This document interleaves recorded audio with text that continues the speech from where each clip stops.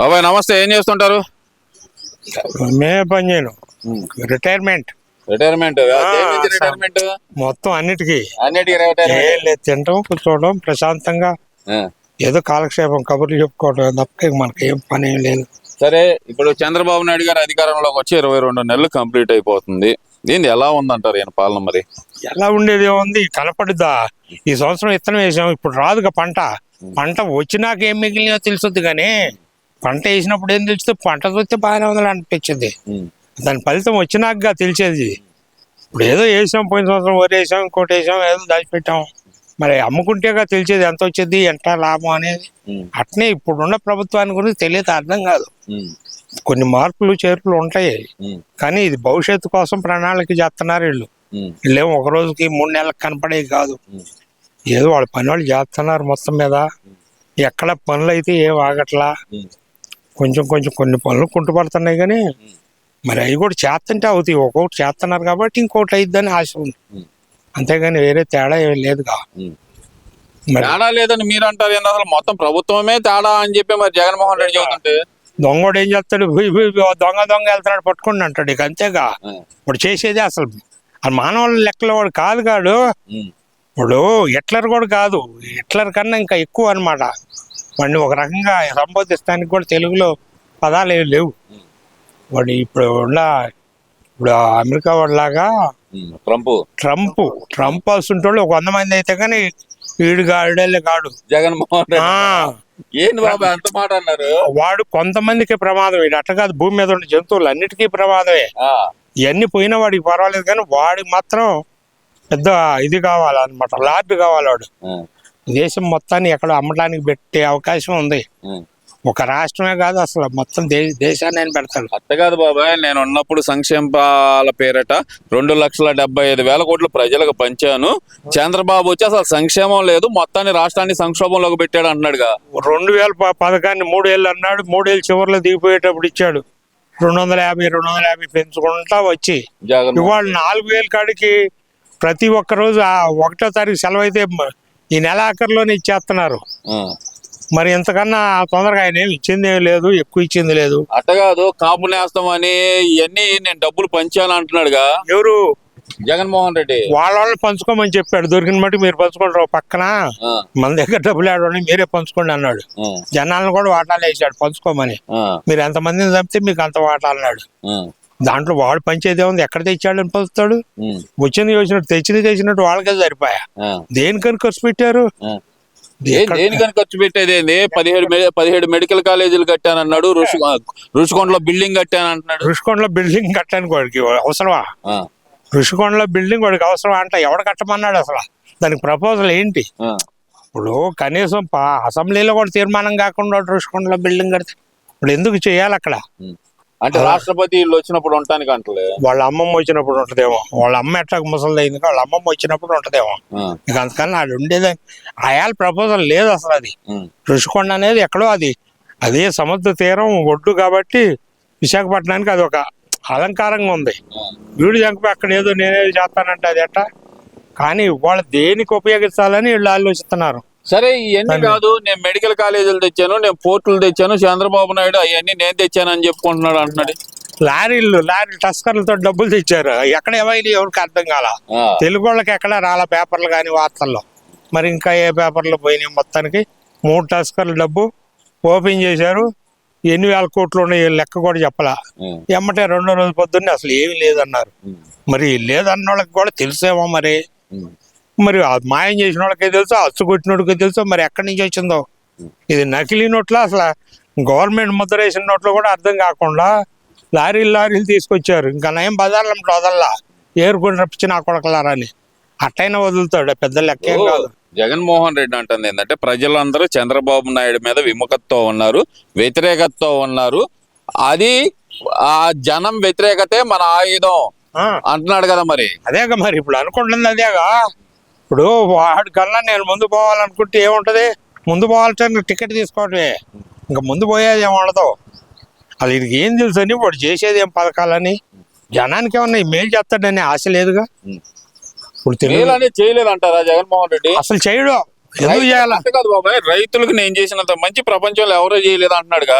ఏదైనా అంటాడు, ఏముంది ఈ ఊకొట్టేవాడు ఉంటే తెల్ల బాల్సులు చూస్తాడు, అరికతాడు, సాపాడు కూర్చొని వెళ్ళపోయింది దాకా వాడు చూతానే ఉంటాడు, అన్ని నీతులు చూస్తాడు. ఇంటికి పోతే ఏముండవు, ఈ చెప్పిన మాటలు ఏముండవు, అన్ని మామూలు. అక్కడ ఇప్పుడు ఉల్లిపాయ తినొద్దు అంటాడు, చిల్లుల్లిపాయ వేసుకోవద్దు అంటాడా, ఆవాలు వద్దు అంటాడు, అన్ని చూస్తాడు. ఇంటికి పోతే అవన్నీ అట్లా కాదు. నేనేదో జనానికి చెప్పా కానీ నేను తినటానికేం కాదు, మనం అందరం తినాల్సిందేను, మనం బాగుండాలని ఇంటికాడ చూస్తాడు. అంత నీచుడు అనమాట వీడు. ఇప్పుడు ఏదైనా కానీ ప్రమాదం జగన్మోహన్ రెడ్డికే ప్రపంచంలో. వీడిని చూస్తే జనానికి ప్రమాదం, కానీ ఇప్పుడున్న పరిస్థితులు వాడికే ప్రమాదం. అంత మాట అన్నారు ఏంది? ఆయనకేం ప్రమాదం ఉంది? అదేగా సర్కిల్ తిరిగి వస్తుంది. ఇప్పుడు మనం గోడ మీద ఒక రాయి వేసాం, అది తిరిగి వచ్చి మనకే తగలవచ్చు. ఇప్పుడు ఉన్న ఆడవాళ్ళ పరిస్థితి అట్లా ఉంది. ఆడాళ్ళందరూ మహిళలందరూ చంద్రబాబు నాయుడు తరిమి కొట్టడానికి సిద్ధంగా ఉన్నారంటే అట్ట కాదు. మహిళలు మా మొగుడు పోతే మేము ఎమ్మెల్యేలు అవుతాం, మంత్రులు అవుతాం అని ముందు సీట్ రిజర్వేషన్ చేసుకుంటున్నారు. అట్నే మరి ఆయన కూడా ముఖ్యమంత్రి రిజర్వేషన్ చేసిందేమో. ఏంటంటే మరి అసలు పరిస్థితి అది. ప్రపంచాన్ని అంచనా వేసుకుంటే ఇప్పుడున్న పరిస్థితిలో మన భారతదేశంలో 20-30 మంది సాధించారు ఈ 6 నెలల్లో. సరే అవన్నీ కాదు బాబాయ్, అవన్నీ కాదు బాబాయ్, అంత తూకం వేయాలి కదా. మనిషి ఎంత ఉన్నాడంటే తూకం వేయాలి కదా. ఒకసారి చూస్తే అర్థమైద్ది మనిషి ఎన్ని కిలోలు ఉంటాడని. అట్నే వీడికి కూడా తూకం వచ్చింది దగ్గరలో, కేసీఆర్ రోజులు వచ్చినాయి. సరే ఇవన్నీ కాదు. ఆయన ఏంటంటే మహిళలకు ఇస్తానన్న 1500 ఇవ్వలేదు, మహిళలకు ఇస్తానన్న హామీలు ఏమని నెరవేర్చలేదు కాబట్టి మహిళలందరూ చంద్రబాబు నాయుడిని తరిమి కొట్టడానికి సిద్ధంగా ఉన్నారు అంటున్నాడు కదా. ఏమి అట్టేమి ఉండదు. ఫ్రీ బస్సులు అన్నారు, కాకపోతే ఎక్కడో ఒకసారి గొడవ చేస్తున్నారు కానీ బస్సులో ఏమి ఇబ్బంది లేదు. ఇళ్ళకాడ పనులు వదిలిపెట్టుకుని దేశాల మీద తిరగరుగా.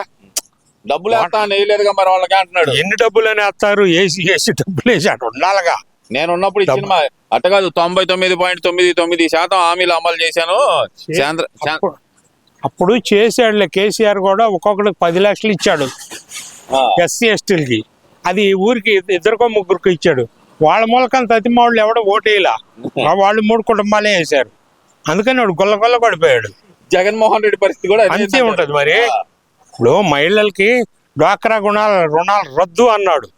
ఒక్కొక్కరు 4 లక్షలు తీసుకున్నారు, ఒక్కొక్కరు 3 లక్షలు తీసుకున్నారు. మొత్తం రద్దు అనే వాళ్ళకి ఏముంది? వాళ్ళు బంగారం 40 ఏళ్ళు ఒక్కొక్కరు పోయినాయి బాకీ. ఈ 10 ఏళ్ళు 5 ఏళ్ళు బాకీ ఉన్న వాళ్ళకి ఏముంటాయి? తలా 1-2 ఏళ్ళు వస్తాయి. ఇప్పుడు వీళ్ళు కూడా ఆలోచిస్తారుగా, వాళ్ళకన్నా మనం ముందున్నాం కాబట్టి కొద్దిగా గొప్ప బాకీ ఉంది, ఇది అయిన తర్వాత రుణం తీసుకుందామని ఆగారు. ఈ 4 లక్షలు తీసుకున్న వాళ్ళు ఆటోమేటిక్ వాళ్ళు బెనిఫిట్ పొందారు. సరే ఇవన్నీ ఒక ఎత్తు అయితే గనక జగన్మోహన్ రెడ్డి అంటుంది ఏంటంటే కళ్ళు మూసుకొని కళ్ళు తెరిస్తే 3 సంవత్సరాలు అయిపోద్ది, నాకు టైం వస్తుందని చెబుతున్నాడు. వాటికి టైం వస్తుంది, మరి అప్పటికే దాకా ఉంటుందో మరి ఈ లోపలనే అయిద్దో పని నాకైతే తెలియదు. వాళ్ళ నాన్నగారే పాపం గాలిలో పోయాడు, కొన్ని ముక్కలైతే దొరికినాయి, డిఎన్ఏలో పోవడం ఎట్లా పట్టారు. వీడికి అవి కూడా దొరకవు. ఏం ఆ మాట ఏంది బాబా? అంత కిరాతకుడు అంటున్నా నేను. కిరాతకుడు అంత కిరాతకుడు ఎక్కడైనా పోవచ్చు. దాని ఏముంది? హిందూ మహాసముద్రం కావచ్చు, అరేబియా మహాసముద్రం కావచ్చు, లేకపోతే ఇంకోసారి ఇంకో దేశంలో ఎడైనా పోవచ్చు. ఏం మిగలవు, ఏరుకోవాలి. ఇక 2029 అధికారం మాదే, మేము వస్తే సినిమా చూపిస్తాం అంటున్నాడు. చూడు అసలు వచ్చేది ఏంది, అసలు రావటం ఏంది, ఎందుకు వస్తారు, ఎట్ట వస్తారు? అంబటి రాంబాబు చెంచులను పెట్టుకొని డ్యాన్స్ వేసినట్టు ఇటు చెంచులు వేసే డ్యాన్స్ కాదుగా. కాకపోతే కొత్త రైతులు వ్యవహారం పద్ధతి వ్యవసాయం. అరే పొలాలంతా పోతాయేమోనని రైతులు భయపడి వాడు క్యాంటీగా చేశారు. వాడు పాస్ పుస్తకాలు ఇచ్చి దాని మీద వాడు రుణం పొందాలని, ఈ దేశం మొత్తం పొలాలకు వాడు అప్పు తీసుకోవాలని. అట్లా కుదరలా. మరి నేనే వస్తానంటే వస్తాడు, ఎందుకో వస్తాడు, ఎందుకు వస్తాడో తెలియదు. వాళ్ళ స్టాఫ్ అయితే ఉండారు. అది వాడికి పనిచేసేవాళ్ళు 100కి 10 మంది ఉన్నారు, ఇంకా కూడా ఉన్నారు. అది నీచపు జాతి అన్నమాట. వాళ్ళకి లాభం ఉంటే చాలు, మంచి చెడు వాళ్ళకి తెలియదు. ఇప్పుడు ఈ 90 మందిలో 40 మంది వాళ్ళ రూల్స్ ప్రకారం ఉంటారు. మరి యువతల పార్టీలో సపోర్ట్ చేసేవాళ్ళు కూడా ఉంటారు, అధికార పార్టీకి ఆటోమేటిక్ సరెండర్ అయ్యే వాళ్ళు ఉంటారు. సరే ఓవరాల్ గా చూసుకుంటే కనుక నేను వస్తే రప్ప అనే అంటున్నాడు మరి జగన్మోహన్ రెడ్డి. దానికి ఏం చెబుతారు? ఓడి కింద పడి లేచేవాడు అట్నే అంటాడు. ఈ మొన్న తన్నులు తిని మళ్ళీ రాసొద్దాం అంటాడు. అట్నే వాడు రఫాలే గిఫాలే ఆడేం కాదు, పోయి అక్కడ ఎక్కడన్నా ఉంటే చేసుకోమను. అంతే. ఆనాడేదో బెంగళూరులో పాడు పిచ్చి ప్యాలెస్లన్నీ కట్టుకున్నారు, ఏదో దాని మీద కొంత ఆదాయం వస్తుంది. అసలు తిని కూర్చుంటే అప్పుడు కదిలీడు. ఇంకా ఏమన్నా జనాల జోలికి వస్తే మాత్రం ఏం చేస్తాడు? ఎవరు చేస్తాడు? జనం ఇంకా మిగులుగానే ఉన్నారు. ఇప్పుడు అక్కడ ఉన్న సర్కిల్ మొత్తం వాడు గ్యారంటీగానే ఉంది. ఇప్పుడు కర్నూలు, కడప మొత్తం కూడా బాగా వ్యతిరేకంగానే ఉన్నారు. వ్యక్తులుగా కూడా, ఒక పార్టీగా కాదు, వ్యక్తులుగా కూడా ఉన్నారు. ఎందుకంటే అంతకుముందు వాళ్ళు కూలికి పెట్టుకొని 100-200 కూలికి పెట్టుకొని జనాలు దావదంగా ఇచ్చారు. వాళ్ళు ఏమో రాజకీయంగా ద్వేషంగా చంపిన వాళ్ళు కాదు, రోజువారీ కూలికి పెట్టుకొని చంపించారు. వాళ్ళందరికీ వాళ్ళ కనువిప్పయింది. మనం ఎందుకు పోయాము, మనం ఎందుకు చంపాలి అనేది వాళ్ళు అర్థం చేసుకున్నారు ఇవాళకి. Thank you.